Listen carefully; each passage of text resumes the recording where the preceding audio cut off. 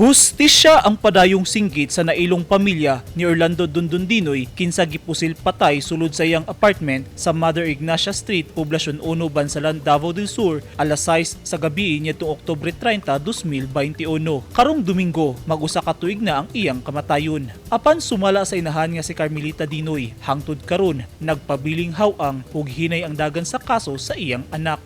Wala pa man, oy, wa man sila i-update.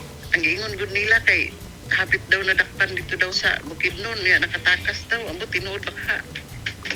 Ay gina-update naman ang mga nagunit sa kaso niya, wa pa man daw, sige na mag-ingog wala. Wala man may kaibalo ma'am, katungod tong giingon nila nga, kampanyer daw, kampanyer. Wala pa madakpi, so pagdakop nga i-post sa Manila, i-post sa Facebook. Nabo kasi sige na mag-ampo ang maabot na unta kay ang warrant ka ni dugay gay ni gawas no. Ug hangtod karon nagpabiling idlas nga makabot sa pamilya ang dugay ng pangandoy nga hustisya.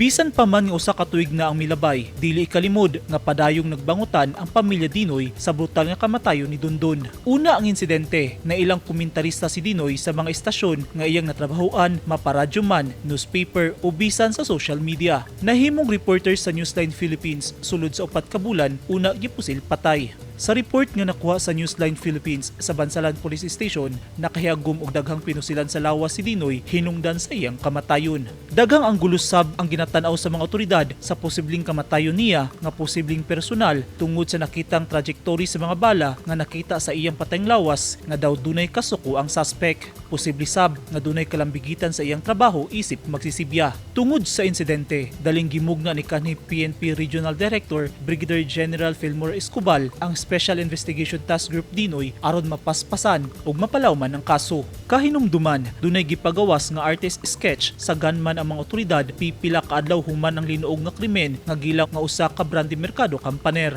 Apan karon nagpabilin pa kining gawas nun. Ang kamatayon ni Dinoy gikondina sa mga magsisibya sanglit usak kini nga kalapasan ug pagtamak sa katungod sa gawas nung pagsibya sa demokratikong katilingban. Nang hinaot ang pamilya ug kabanay ni Dundon Dinoy nga unta dili na mapamarisan ang susamang insidente. Naglaom sab sila nga unta moabot ang panahon nga mahatagan na og tubag ang ilang mga singgit ug unta dili lang magpabiling damgo ang ilang dugay ng gipangayong hustisya. Eugene Hinutan, Newsline Philippines, Davao Region. Stay safe.